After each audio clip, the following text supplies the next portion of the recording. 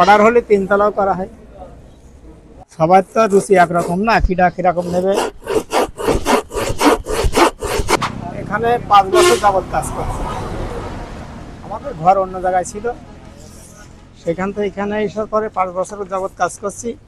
আমরা বিভিন্ন রকম কাজ করি,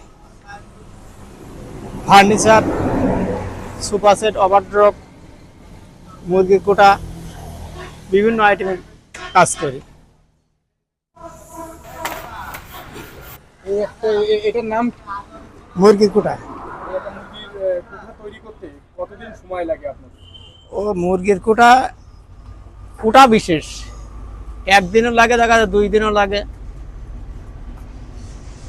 ছোট বড় আছে তো, সেই হিসাবে কি কি ব্যবহার করেন এখানে নেট, কাঠ, পেরেক।